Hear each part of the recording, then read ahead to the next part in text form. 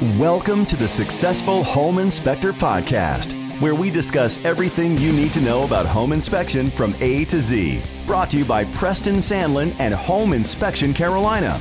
We're here to share some success stories and some not so successful stories.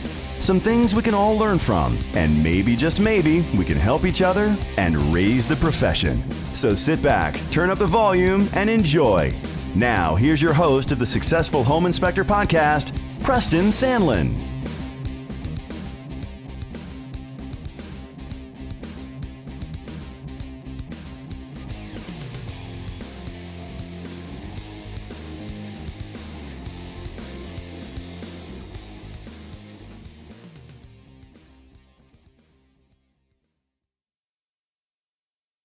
Are you struggling to make your home inspection business grow? Well, have I got the answer for you. HomeInspectionFlyers.com.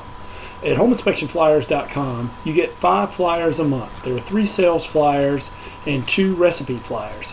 And you can customize them to exactly what you want.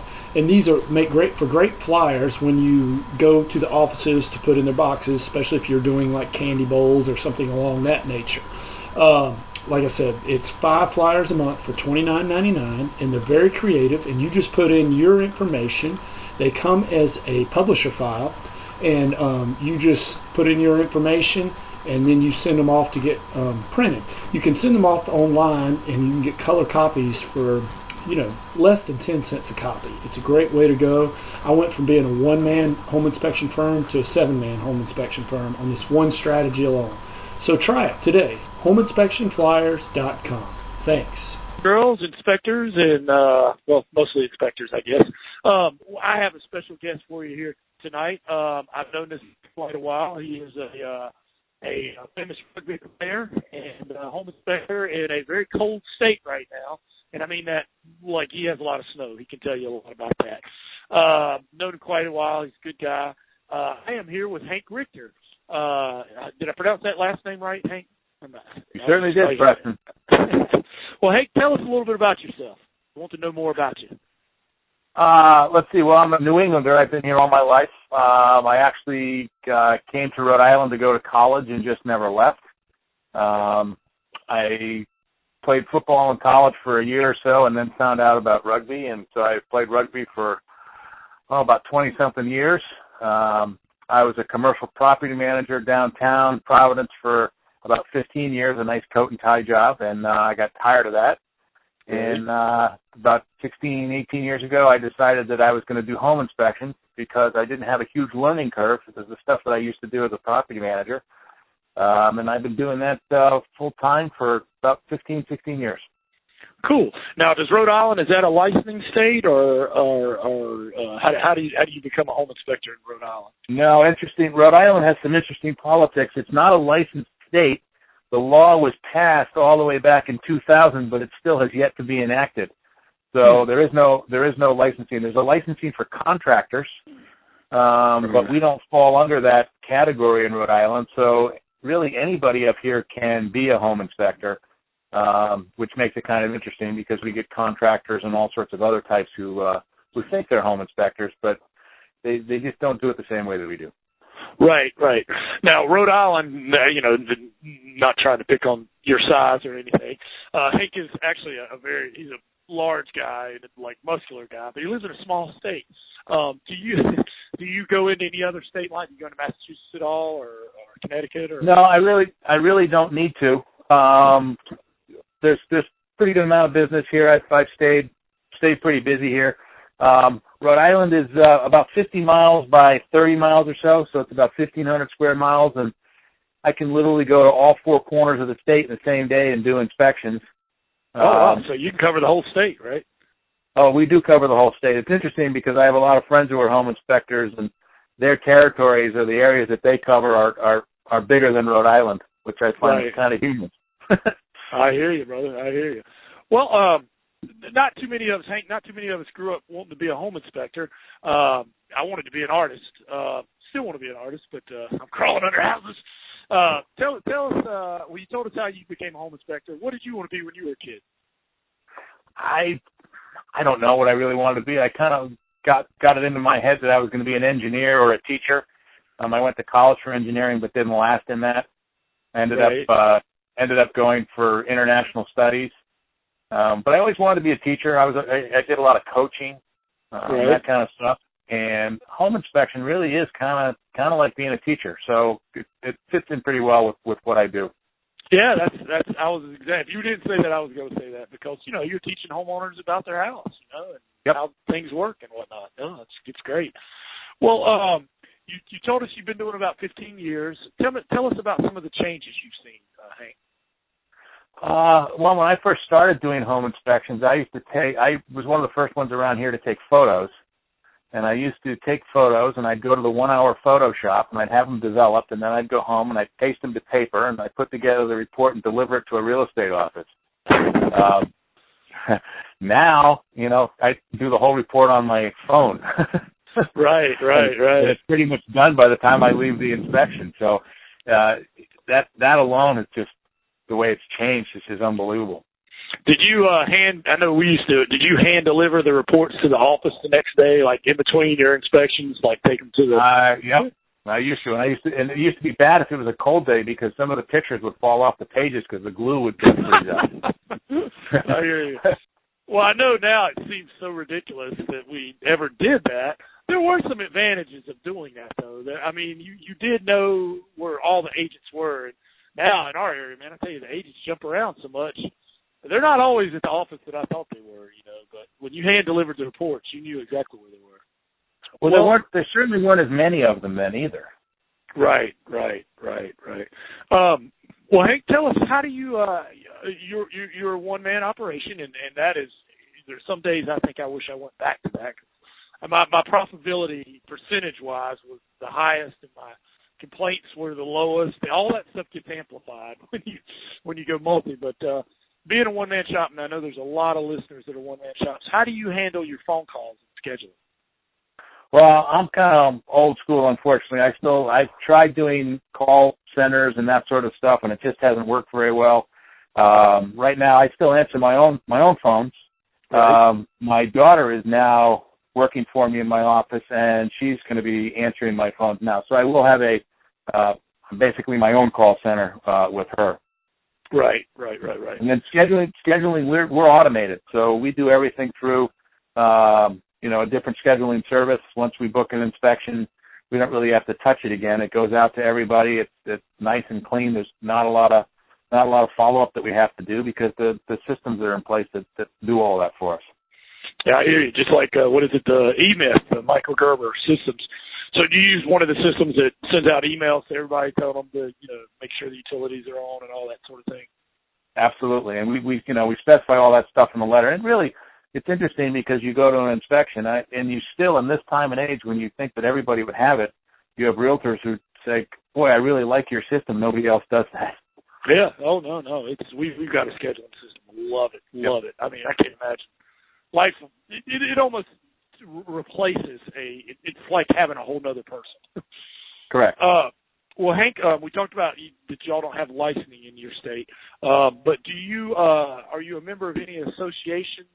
And if so, what does it take to become a member, and what are the benefits?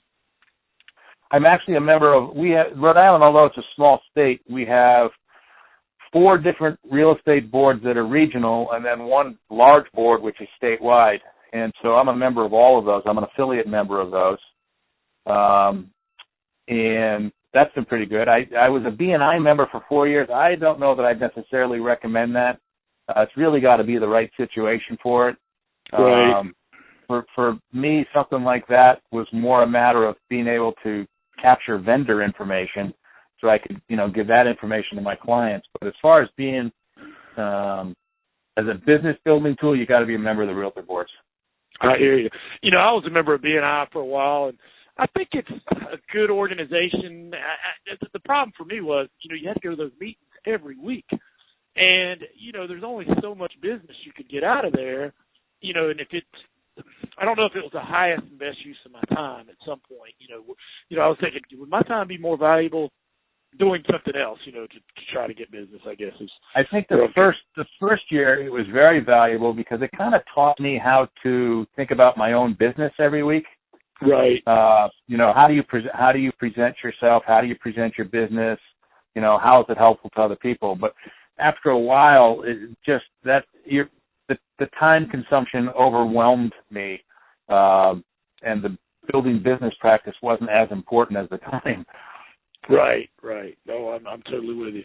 Well, Hank, the Stephen Covey's book, The 7 Habits of Effective People. Big fan of that. One of his habits is sharpening the saw, or keeping yourself sharp, or continuing education, basically. What do you do to sharpen the saw? I do continuing ed. Now I'm a member of InterNACHI, so I do a lot of their continuing ed programs. I go to technical conferences. You get a ton of information going to home shows. Right. You learn about all the new technology and stuff. I think the biggest thing that I do is, same as you, I'm part of a mastermind group, and I think just being able to talk with those guys and bounce ideas back and forth, and if you have a question, there's always somebody out there who can answer it for you. You got to surround yourself with people who are like-minded, right? Because otherwise you're just banging your head against the wall. That's right, and that's a Napoleon Hill concept, the mastermind, and I'm a big fan. I am a big fan, and it's funny how a lot of times people in your own market, obviously you're competitors, so maybe you don't want to help, but when you meet somebody from somewhere else, you're not competitors, and you're more willing to share, and they're more willing to share, and definitely the successes and the pains, I guess, or how to avoid the pains. Well, absolutely. Hank, do you have a success quote you'd like to share with us? If you want to run with the dogs, you can't kiss like a puppy. Wow. If you want to sit there and make excuses all the time about why something can't be done or why you can't go here or do that, that's fine. But everything, it's just the same thing with doing a home inspection. We always tell people there's no such thing as a problem. It's whether you emotionally and financially can handle the solution. Right. I like that. There's always something that you can do to move yourself forward, to lament and worry about, not necessarily worry about stuff, but to complain about it. That's a waste of energy. I hear you. I like that one again. Let me see. There's no such thing as a problem. It's whether you could emotionally or financially handle the solution. Yep. That's good, man. That's good. Well, really, because when we're doing home inspections, we're not giving people problems. They come away with the solutions. If I tell them there's something wrong, I'm gonna tell them how to fix it. What are the things you need to look for? Because the last thing we want to do is have them leave an inspection and have an unanswered question. Right. Yeah, you basically give them the marching order, so to speak. I always compare it to a physical, Hank. I every year I go get my physical, and what happens is every year I go, and the guy, he does whatever he does, and he always tells me you're in pretty good shape for your age. Always adds that for your age, but he says your cholesterol's a little high, and he gives me some things to reduce my cholesterol, gives me some marching orders, but I leave there feeling pretty good. I know, overall it's not too bad, but some things I got to work on, and he gives me some solutions. Well, one year my regular doctor was not there, and I had this other doctor, and he basically told me the same information, Hank, but all he was doom and gloom and how bad cholesterol was and all the things that could happen to you. I left there thinking, I need to call the funeral home, man. I'm going to die. And he gave me no solutions or anything, and I left there. I was just depressed. And, I started thinking about it. I was like, that's a lot like home inspection. We're giving that house a physical. And, I'm not saying sugarcoat anything or anything like that. I'm sure there's some listeners out there going, you're one of those realty lackeys, aren't you? No, not at all. But, like you said, give them the solutions. Now, it's up to them where they can, what was you saying, emotionally and financially handle it. Yeah. But give them some solutions, but don't just don't leave them with the problems and no solution. I like that. That's good stuff. Well, Hank, tell us, what do you do in your spare time? I like to read. If I can, I like to watch rugby, but it's not on TV as much as I'd like to. And I really, unfortunately, because of the way I work, I don't get to go see it live as much. But I'm a puzzle guy. I like crossword puzzles. I like, and basically, the job that we do is like doing puzzles. Right. Every time I go in, I'm kind of solving a puzzle. I'm looking for all the pieces and putting them all together. So I do every day what I like to do, which is kind of cool. Oh, that's cool. That's cool. This is kind of related to that, but tell us something. I know a lot of people know you, Hank. Hank is a very popular guy at conferences.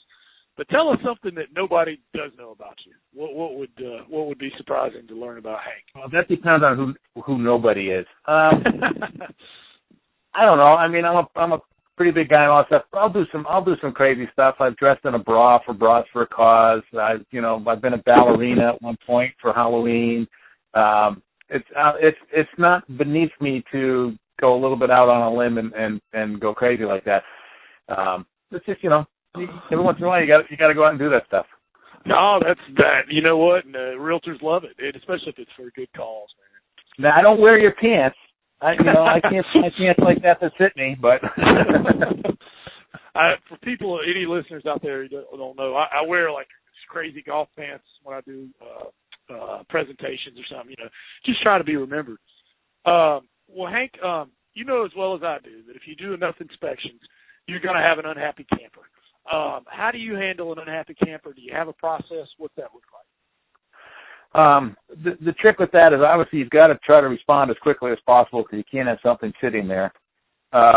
We do have we have a form that we have them fill out, and part of that, the form has some line items on it that they have to fill out. So they kind of have to think about what it is that they're doing, why they're actually giving us a complaint. Because a lot of times when you get down to it, it's not something that we've done. It's something that maybe they didn't understand, or maybe something that they're assuming that we should have figured out but didn't. So we have a complaint form process, and as I said, we try to respond as quickly as possible to make sure that we get all the right information.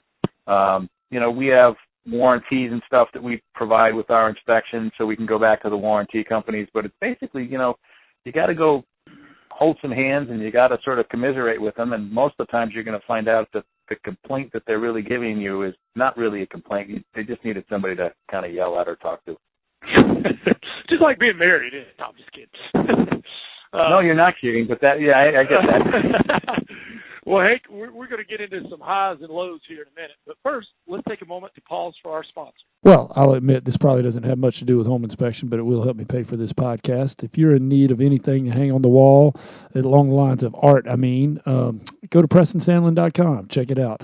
You can click on there if you're interested, and it takes you to Fine Art America, some of the stuff I've done. And you can have all kinds of things, phone case covers, all different size art things. So if you're looking for a gift or something like that, you like this podcast, it'll help me pay for this podcast. That would be awesome. And if you can prove to me that you bought something from it and I see you at a conference or something, I'll buy you an adult beverage. Thanks a lot. All right. Well, I am back here with Hank Richter of Rhode Island, home inspector for 15 years. Hank, tell us about a time when you failed. Take us there and what you learned from it. It's funny, Preston. It's funny because I was thinking about that before, and I don't really know. I mean, I didn't graduate from college, which I wish I had done. I went to work. I don't know that it's really affected me as far as what I wanted to do in life or that kind of stuff. It's just kind of one of those things that I regret. I don't really think I've had too many failures because you just kind of pick yourself up and keep going. You learn something from your failures. So I don't really consider them as failures if you've learned something. I'm with you. Or if you don't quit, you don't fail until you quit. I mean, you might have a learning experience, I guess. Yeah, I've heard that. There's no failure, just learning experiences. I've had a lot of those. Yeah, well, we all have. And even like the kids, my philosophy with my kids is we would enroll them in something. And if they didn't like it, that's fine. They would finish out the year, and then they didn't have to do it again. But we never allowed them to quit in the middle. If they made that commitment to do it, you follow it through. If it doesn't work, now you move on to something else. That's right. That's like with playing ball and stuff. I have the same thing with my kids. There's a time during practice and early on that it's not fun. It's work, and they want to quit, but when you're in a game and it's close and you barely win or you make that last shot, then all of a sudden it all becomes worth it. And then they, decide they want to do it again next year. So, you're right. Don't ever let them quit in the middle. Well, Hank, on the other end of the spectrum, I I had labeled this "I made it" moment, but I've said several times I really need to change that because I never feel like we totally made it because we're always a work in progress. How about a "I've come a long way" moment? Have you had one of those? And what would it be? Yeah, I've been married 26 years now, 27 years. I've got 2 kids. One graduated college. The other one's in college right now. I could pay all my bills. I've got a house. That's my kind of made it. I kept plugging through, even with the failures and all that kind of stuff. I kept plugging through. I feel pretty comfortable with where I am. Yeah, you've got no bill collectors beating down your door, and life's good, right?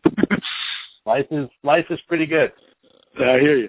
Well, Hank, you said you're a reader, and I always tell everybody I'm a reader, but I'm actually a listener. I listen to books all the time. I'm always in my car, in my truck.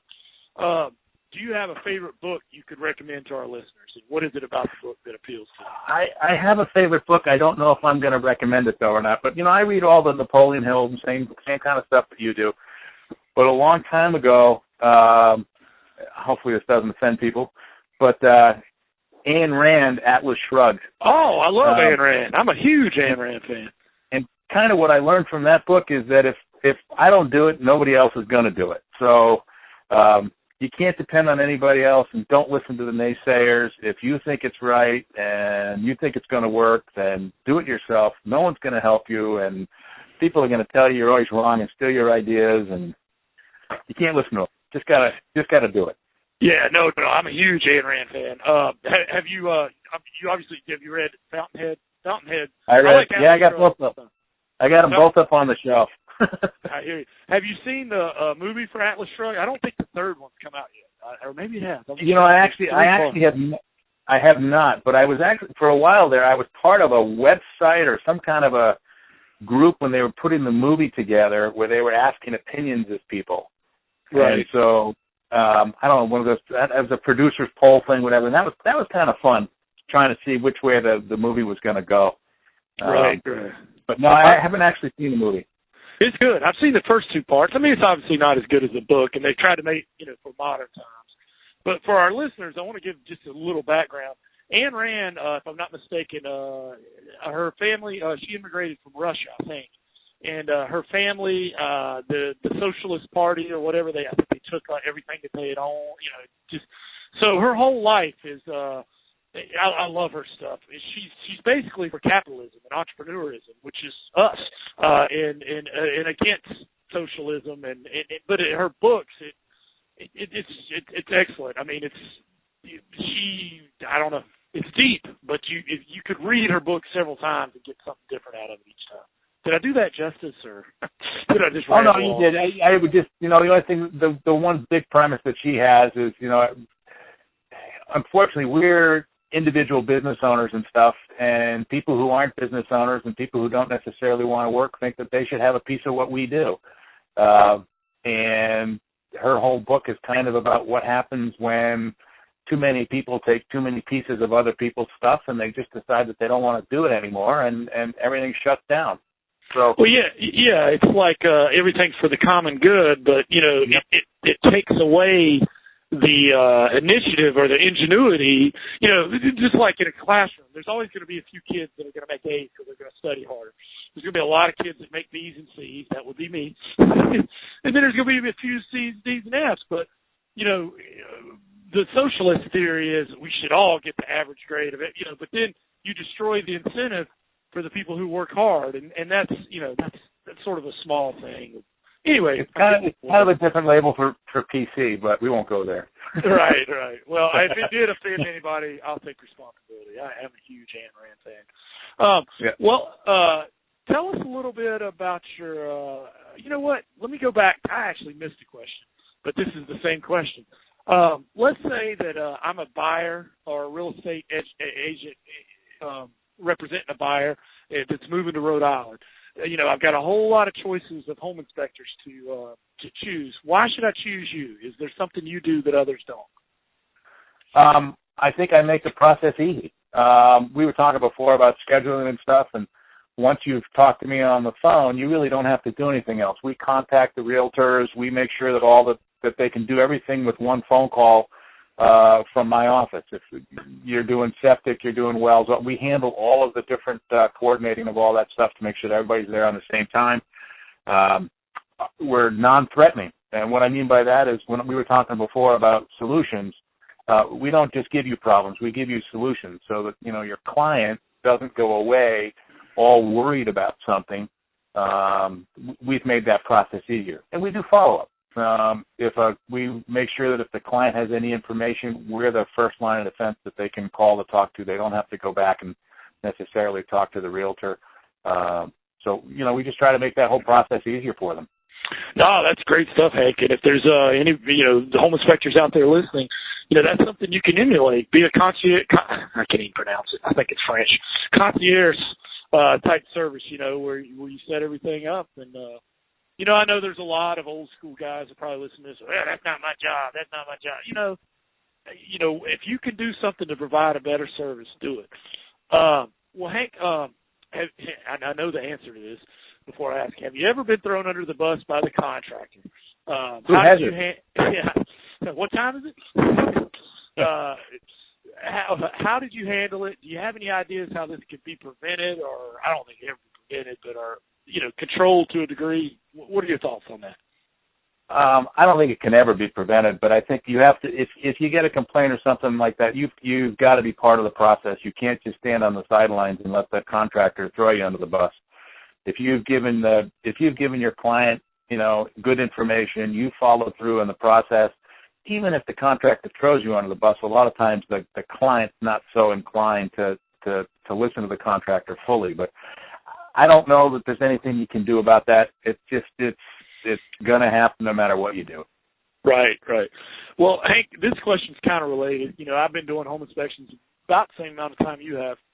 And one thing I've noticed, it seems like over time the liability's increased, what we're expected to find and stuff. And I think this is partially due to, a lot of the other people in the transaction have strong lobbies that can take some of the liability off of them. And I don't think home inspectors do. I know Ashley has a line. I just joined Ashley. They have a lobby, which is good. But, I think, there's a lot of opportunistic contractors. In our area, we have the mold people that say every house has mold. And I know I'm probably got some people out to test for mold that are about to run off the road right now. But, there's the two ones that I think are the most opportunistic in our area are the mold remediator people and sometimes some of the HVAC people. And what I mean by this is every house they go to, they're salesmen. They've already decided that they're going to sell them a job. And, of course, they say, well, your home inspector should have found this. You get thrown under the bus. I don't even know what I'm asking for here, but basically, what are your thoughts on this? Do you have any ideas, or what do you think about this? Do you have that sort of thing? If you've got to try to affiliate yourself with people that you trust and that understand how you do business. If I give out somebody I know, there's some certain aspects that I just don't have good referral partners. Right. And so I'll refer them back to the realtor and tell them, I'm sorry, this is not it's not an area I'm familiar with. I don't know somebody good in this area. Right. And I'm not going to just go and refer somebody if I don't know what their philosophy and stuff is. And most of the people who do business with me understand that I will tell people not to do certain things because I just don't feel like taking their money. I don't need to do that. Right. I hear you. Good stuff. Lead paint's a big one. Also, the lead paint testing. I could make a lot more money doing the lead paint testing, but it's just not necessary in a lot of cases. Your insurance company doesn't require it, mortgage doesn't require it. If you've got kids or something, that's a different story. But you don't need to do it on every house and take their money. I don't work that way. Yeah, the thing that bothers me, I hate when people use fear. I'm all about, providing more value. If you provide more value for what you're doing. But some of these mold people to me are just fear mongers. And, I have a problem with that. I really do. I like to add value, and we all like to, increase revenue, but not by fear tactics. I just cannot and will not go along with that. Well, Hank, I want to ask your opinion on something. I'm bothered by what I see sometimes on home inspector forums. There's some good ones, and lately I've seen some good interchange, but every once in a while, boy, you'll see a thread that just goes bad. And the problem is a lot of this is social media too, and it makes us look bad. I mean, it seems like, I don't know, you get some newer inspectors on there. Sometimes it can ask a question, and a lot of times there's people who help them, but there's also a lot of times people that'll want to tell them how inexperienced they are, and sometimes it gets ugly. Do you have any ideas on how we can keep it positive and professional for our profession? Not really, because like you were saying, no matter what you do, you're always going to have the negative Nellies out there. There's always going to be somebody who thinks that they're smarter than somebody else, and they don't. If people need to stroke their egos that way, then that's the way they're going to stroke them, and there's really not a whole lot you can do about it. Right. No, I'm with you. Well, Hank, remembering that this is a G-rated show on this question, what is the craziest or wildest or weirdest thing you ever found on a home inspection? Well, I kind of have two. Okay. One which is okay, and the other which is, well, they're both bad, but growing rooms. So every once in a while I find growing rooms, but I found a very large growing room that was up in an attic eave of a house on a property that a gentleman had bought and had owned the house for 19 years and had never been in the third floor unit because the tenant had never done anything but pay his rent. And there was a big growing room in the attic of this house. And when we went to go do the inspection, it was quite interesting seeing the interaction between the seller and the tenant. So that was one. Yeah, I bet he paid cash too. I bet he paid his rent in cash. Yeah, probably. And at that point, I actually bowed out because, I was doing this, but I really didn't need to be a part of that part. So It was interesting. And the guy ended up buying, the buyer ended up buying the house.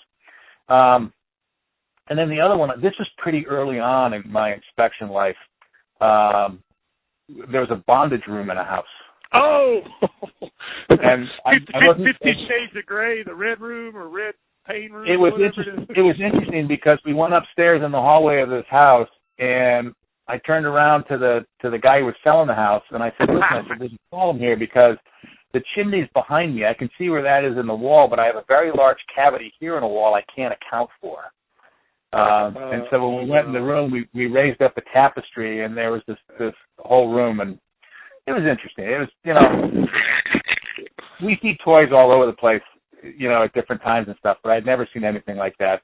That's kind of unusual. You'd think that they would have known we were coming. Yeah, I inspected a house one time a couple of years ago, Hank, and this woman did massage. But in the time that we're there, and they're in that room. I just very strange. That's all I have to say. Out of her house, here's the residential house. We've had other stuff. We've found I found dead animals. I had a house one time that I wouldn't go in because when we went to the door, the doctor checked and we said no, we're not going in. I've had to call an animal officer several times over 15 years, to go to a house because something just wasn't right, and that's unfortunate when that kind of stuff happens. Yeah, no kidding. I hate if someone's mean to animals or something. Well, Hank, or negligence is also considered mean. I'm all about apps that'll help us or any kind of technology. Do you have an app or a training or internet or marketing resource you'd be willing to share with everyone? Do I have one? I don't know that it affects you, but I'm pretty lucky where we are in Rhode Island. Even though I'm not an MLS member, we have a very good program up here, Rhode Island Living, that allows us that anytime I book an inspection, I can go on and look at a house and find out all the particulars about the house, including who the seller's agent is and all the different components of the house. And I don't know if people have that in their area, but it's a great resource for us, and it actually covers Rhode Island, Massachusetts, and Connecticut.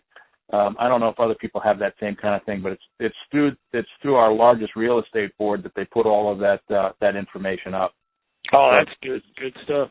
I have my realtor's license so that I can you know, in the old days, well, mainly so I could have the key that helps, you know, us get in, but I also have a, you know, the MLS thing, and I used to pull the MLS sheet prior to, you know, and all that. But you know what my guys have found out now that you can do is just Google the address. Just Google the address to the house. And it's amazing. Now, it won't tell you the agent and all, but, well, maybe it will. I don't know. But it's amazing how much most of the time yeah, that doesn't if you just Google it. But having that, having the information about the seller's agent is key. Oh, yeah, yeah. Well, but, a lot of times the person booking the inspection doesn't have that info. When I first started doing inspections, all I had was an address. And you know what I did? I had an address, and I looked it up in my map book, and I made a copy of that page, and I highlighted it. And I had no idea until I got out there, you know, what this house was. Now, I'm talking back in the 90s, you know, early 90s. And now, before you go out, I mean, you know the age of the house, the square footage, the type of siding, the type of – I mean, it's just amazing how much you know before you even get out there. So you already kind of know what possible, you know, potential problems are. Well, Hank, sorry I've been talking so much. Sure interview. What's the best part of your job and why, and what's the worst part of your job and why? I don't know. I'd say the best part is really the people. It's kind of it's fun meeting these different people. You know, what are they going to do at the house? What kind of families are going to be in those, and envisioning that kind of stuff. I really enjoy the interaction. I think the worst part of the job is people who don't understand what our role is in the transaction. Right. You know, I don't want to overstep my bounds and be a realtor. I want to be able to give people a good list that they can go to their realtor with and discuss. But people think, you know, first off, that we can do all of that we're going to find absolutely everything there is in a house, that kind of stuff. And it's just, you can't do that. So the people is the best part. And the misconception about what we do is the worst part. I hear you. Yeah, there was one inspector I knew one time that had the best line.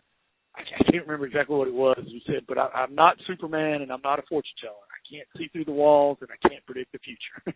You know, it's just a picture in time. You know, and I thought that was pretty good. I wish I could remember the exact saying. He said it a lot better than me.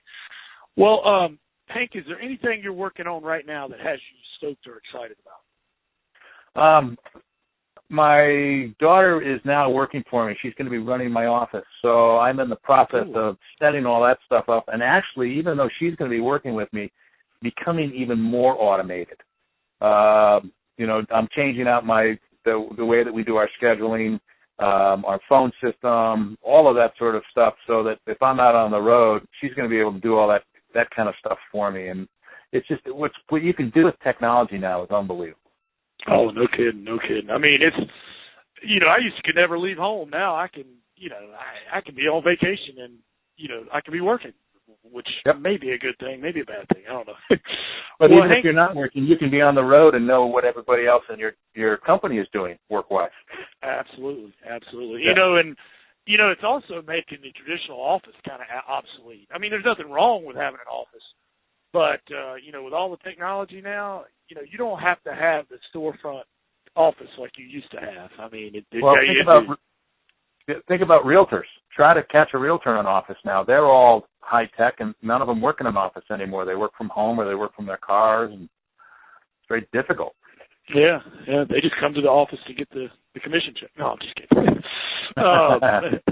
Well, Hank, now, you have to think about this question for a second. If you had to move to a brand new area equal to the size of Rhode Island in population, and you had to start all over, and you have all the skills you currently have, you have all the equipment you currently have, and you know, but you have $5,000. What are you going to do in that first week? I'm going to hire a marketing person. Okay. How do you? Can you expand on that? I mean, because there's a lot of people who are in that same situation. The only way that you're going to start to get business is you've got to get in and out of offices and get people to know who your company is and know who you are. And you just can't do that alone. And there's people who are better equipped to do it than me. Right. So hiring a marketing person and having them go out and do all of that sort of, I wouldn't call it dirty work, but doing all that groundwork for you, I think that's an invaluable resource. No, I'm totally with you. And I'm going to ask for your contact info at the end, but if one of our listeners out there wanted to know more about how to do that, is it okay? Can they contact you? Is that all right? Sure. Cool. Well, Hank, we're almost done here, man. You've been a trooper, and for those that don't know, I actually was late calling Hank. But anyway, long story. Well, Hank, what is there anything that I should have asked you that I didn't? Not really. I guess the only thing that I would really comment on is that if you're new to this business, or even if you've been in this business, it's pretty hard to go it alone. You got to find a group or something that you can be a part of to help you through the process. Because remember, when you're in a town or a territory or something, you don't want to talk to the people who are in your own area, right? Because they're your competitors. And some people you do talk to, but in general, the stuff that you do is what you do, and you don't want somebody else doing that. So you've really got to find some people who are like-minded to help get you through the humps. It's really nice when you're having a dilemma, or you're down or something. You can go talk to somebody, and they may be in a different area, and they can help you over that hump. It's just so much nicer when you're not dealing with a competitor. I'm totally with you. I'm actually friends with two of my biggest competitors, and we all talk and stuff. But there's obviously some things we hold close to the vest that you don't quite see that when you when you meet or mastermind with other people in other parts, because you're not competitors. But Hank, you've been more than generous today sharing, and you dropped a lot of gold nuggets. I know the listeners really appreciate it. Tell us if you alluded to it, that how could they get in touch with you, or you have a website and a Facebook page for all these people? I have a website, www.homeprori.com. Okay. Facebook page is Home Pro Inspections of Rhode Island. Okay. If you want to call me, it's 401-821-5446. Cool. Or I can be emailed at inspector@homeprori.com. Cool. Well, guys, and let's do Hank a favor. If you got something from his interview, and I know you did, go to his Facebook page and like it, because I think it helps to have more likes. One of those social media guys told me that. So, well, Hank, thank you so much for your time, and I'll see you here in about a week, I think. All right, Preston. I'm looking forward to it. All right, brother. Thanks for the opportunity. Oh, thank you. Thanks. Thanks for checking out the Successful Home Inspector podcast. You can find show links at thesuccessfulhomeinspector.com. Check out the website for special offers, information, and other resources. Thanks again for listening to the Successful Home Inspector podcast. And remember to check back for new episodes. The Successful Home Inspector podcast is brought to you by Preston Sandlin and Home Inspection Carolina.